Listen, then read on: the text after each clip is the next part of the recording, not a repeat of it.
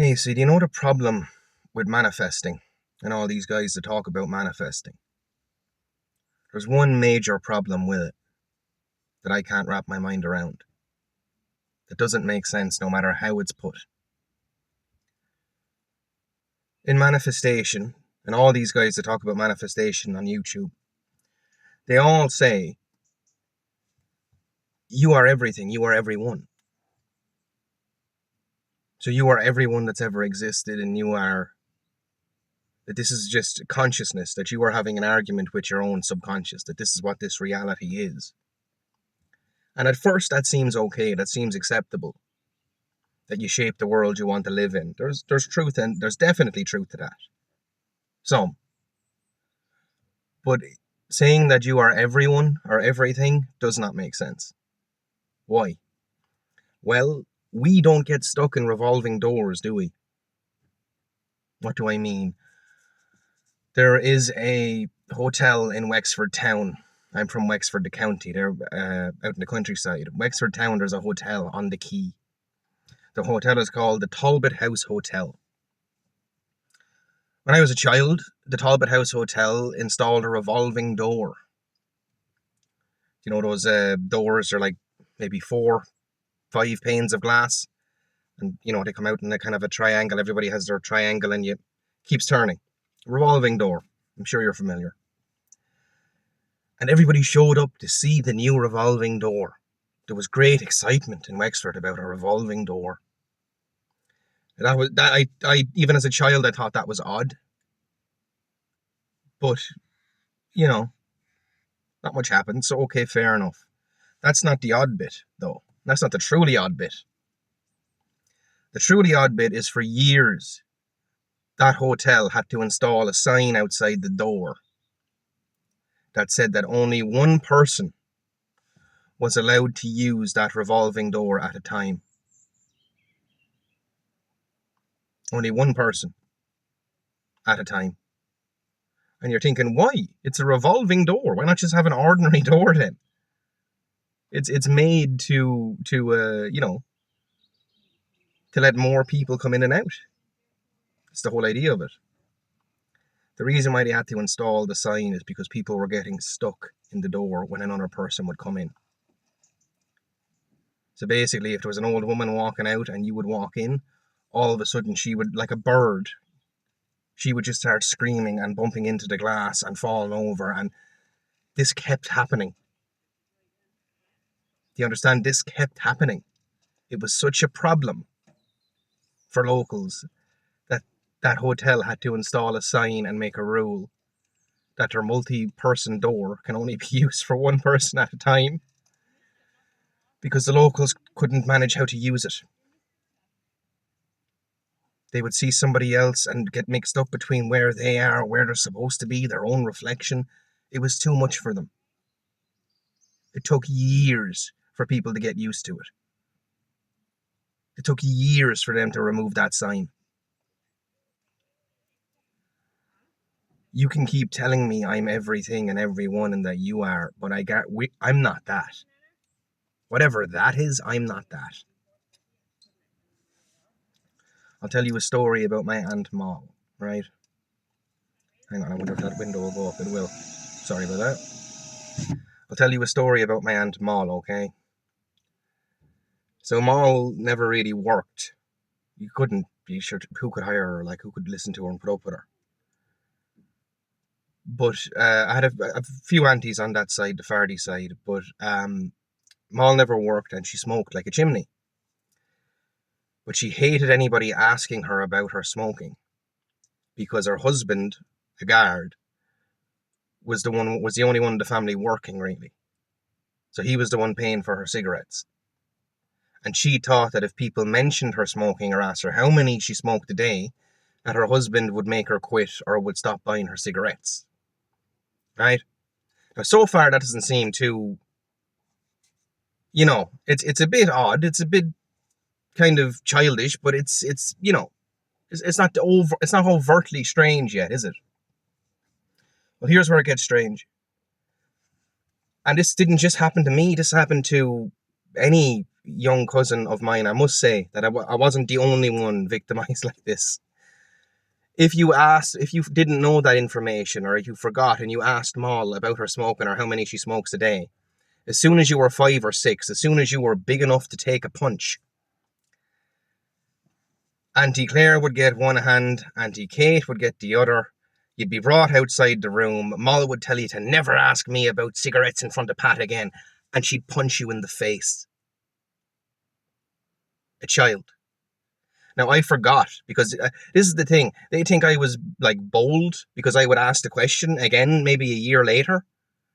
But actually, their behaviour was so bizarre that I would have convinced myself that, like, no, something must have been wrong there, or I would have, like, blocked it out because it was just so stupid and illogical. You don't want your husband to know how much you're smoking.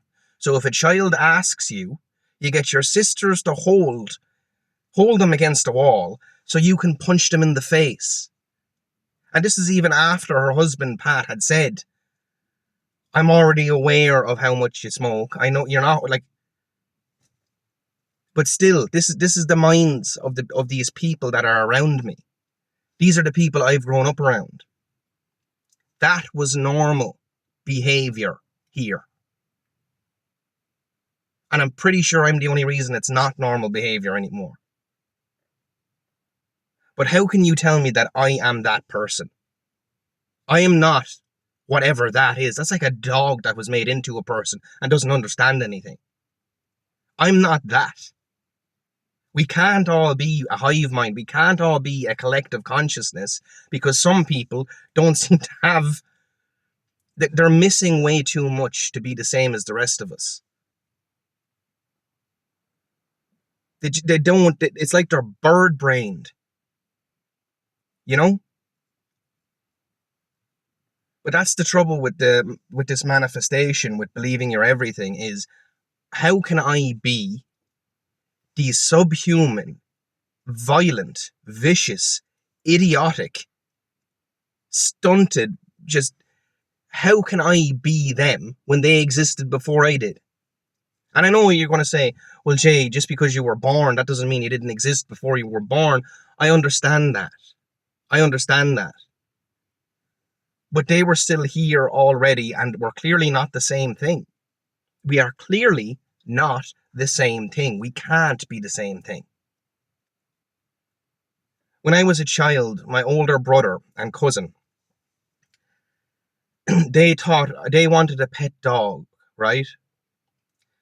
But Emmett wasn't allowed to get one. My brother wasn't allowed to get one.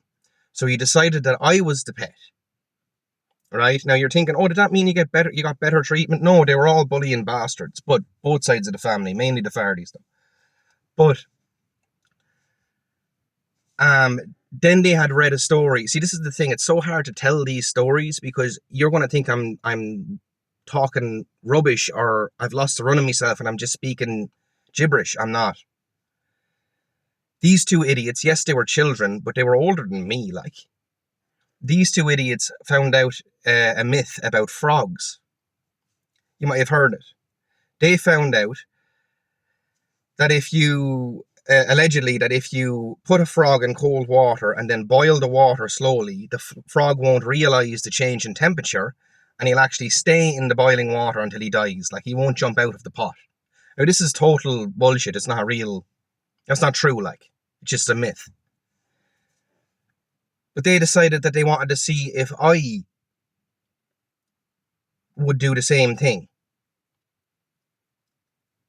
So then they were going around trying to find a kettle and a pot, and like, I had to go into my granny and my aunt and try and explain the situation. And like everything else, it didn't matter if the lads had called me their football and had beaten me up and just started kicking me in the head because my head was round like a football.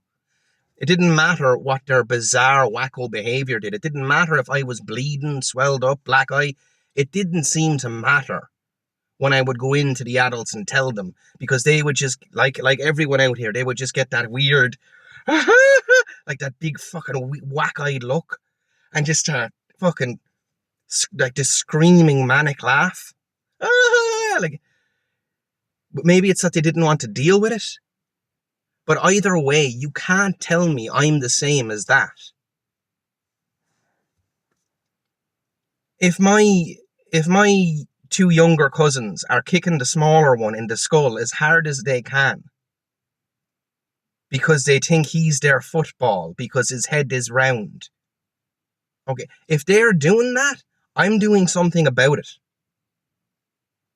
Like, if they're doing that, there's a problem, and these children need to have things explained to them. They need to have a bit of cop on, or at the very least separate them. That's how the rest of us look at it. That's not how they look at things.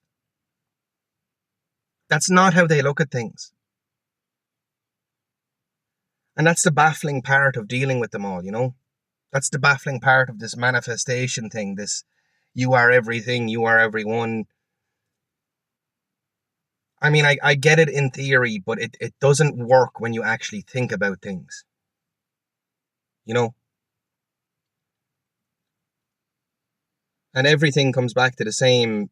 Like, this is what I can't help but notice about this reality, about this world we live in.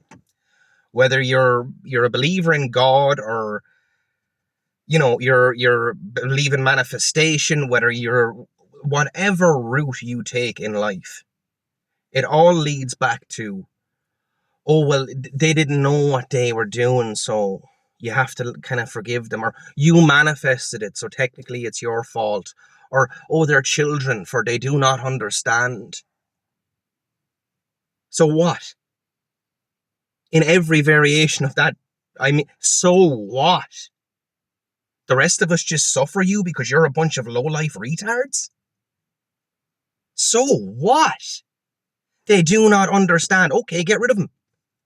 Or at least get them away from us who do.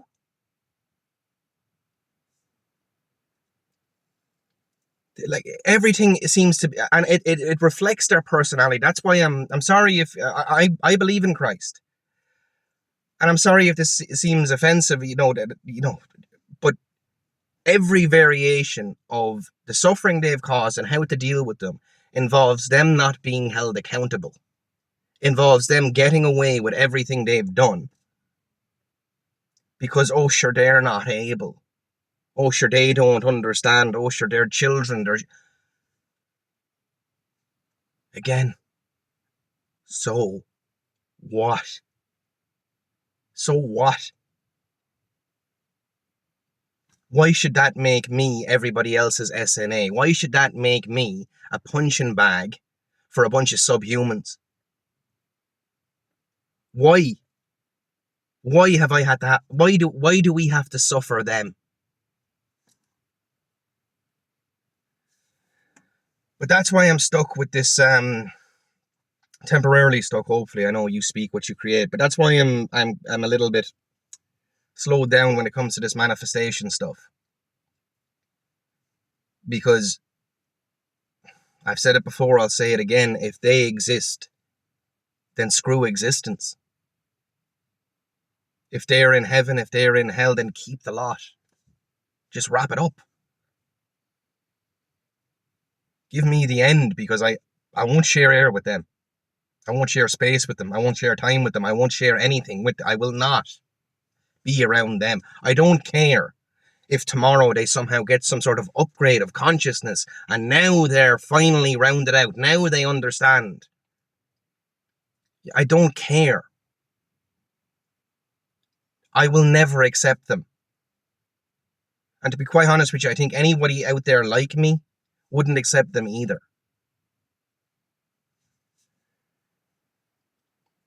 But yeah, it reflects in their personalities too. Like, they can never take accountability. They can never take responsibility for their actions, for the suffering they've caused those around them. The response is always going to be, and always has been, it's not our fault. We can't help it. Like, that's even how they talk. It's just the eyes, and like, they don't even look right. And part of me hates putting that in the video, because when I critique stuff like this, when I talk about them or yell at them over stuff like this, they do fix the behavior, but they not really. They learn how to blend in. They learn how to not stand out. Nothing gets fixed. They're still the same up there. They're just learning how to act as though they are not. And that's the really depressing, disheartening bit, is that we've tried enough at that point, this is a fool's errand. At that point, like the fact that it's just acting for them, it's not actually maturity, it's not growth. It's not making sense in their heads. It's just, oh, this is what to do to blend in to get what you want and to make them like you. And that's where they're coming from. They're that childish.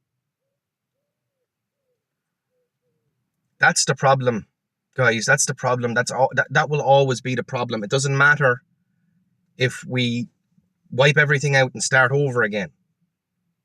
Whether you believe in Atlantis, Tartaria, whatever, whether you believe this is our first go-around, doesn't matter if it is or isn't. The problem will always be the problem. The problem is the company. The problem is we cannot coexist with something that will not allow us to coexist. Plain and simple. And I don't know what to do about that. I really don't.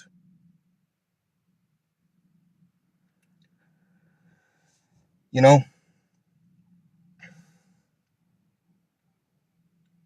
just when you think of their behavior, like the things they've done, the mental gymnastics that never end. And even that, I remember as a child, because I used to argue with them, I used to correct them, and sometimes I'd do it politely, sometimes I'd lose the run of myself and yell at them. Either way, it didn't matter. If you were too smart, if you corrected one of the adults and you were getting too smart, do you know what the Faradies would do? The Faradies of St. Leonard's, you know what they would do? They would choke you unconscious and lock it in for another minute or so because you couldn't be too smart. And this would make you more stupid. So basically, they were killing off brain cells. It's a condition called hypoxia. They would choke you. They did it to more than me. They did it to my cousin Sonny. They did it to way more than just me, but they did it to me an awful lot. So they would choke you until you were stupid, until you developed hypoxia, or a mild form of it. And then that would make them feel clever. Now they're clever because they've stifled you. Because they've damaged you. Now they won't get left behind. This is what adults, my own father and my cousins, used to do to me. And not just me, but this is what they used to do. This was considered normal and grand. To choke a child unconscious and to the point of being stupid and failing in school. To choke a child like that because they corrected you on something you were wrong about. And that behavior was deemed normal.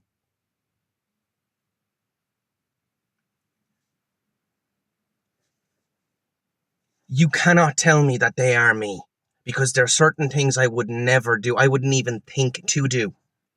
Even as a child, I wouldn't have been that lowly. But they were. I don't know exactly what they are. I still lean towards the fact of them being reptilian, because how bird-brained they are and how just dumb they are, and selfish, and they don't make sense to me. They don't make sense to me because I know I'm human. So if I'm human, what the hell are they? Again, sorry for doing that gesture so much, but that's where I'm at. That's how I'm feeling.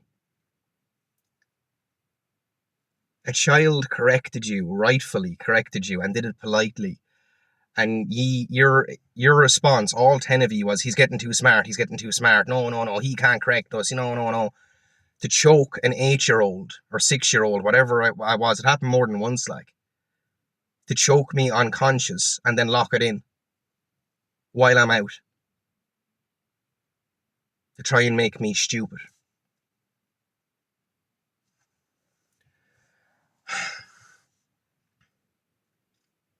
Like what? I swear to you that none of the things I'm telling you here are lies. All this stuff happened. This is all fact. This is what would go on out here. But I still can't explain it. I still can't fully put the pieces together. But yeah, that's the problem with manifesting is I can't be everyone and everything, because clearly there's a difference. There's a very, very big difference between an actual human and what's walking around presenting themselves as one. Like I've said it before, I say it again. I didn't know an adult until I became one. Do you understand? I lived my entire life here in Ireland, and I did not know an adult until I became one.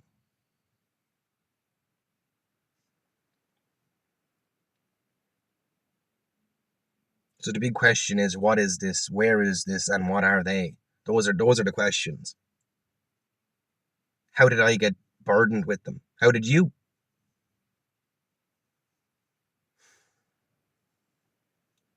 It does feel like whatever this is coming to an end. And I don't think it's just me. I think I don't know. I don't know. I think humans, proper humans like myself, are waking up.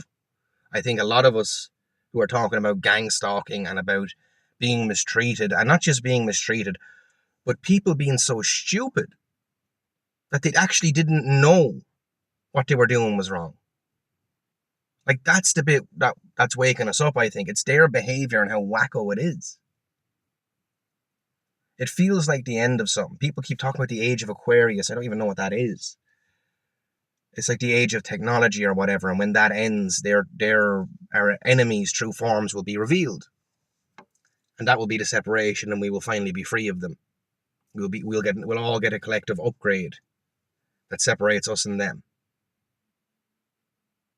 That's what people are saying is going to happen. I feel like the end is coming, but I don't know what that end is going to be. And maybe that's it.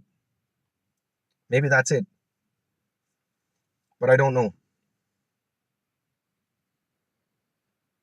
It does feel like the end of it though. But even like there's a rise in racism at the moment, and has been actually since Trump was in office. Have you ever wondered why that is? Go deeper than, oh, it's because he's racist. Oh, it's because he's anti-immigrant. That shouldn't affect an entire nation. Well, not an entire nation, but it shouldn't affect such a large amount of people.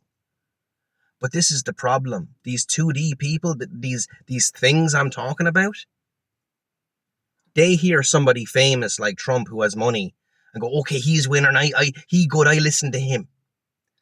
And if Trump doesn't like black people, then okay, they bad now. Oh, we get to not like brown people. We get to be anti-immigration. That's how they look at it. They can't think for themselves and separate and go, hang on, what's right and wrong here? How would I like to be treated? How would I like so-and-so to be treated?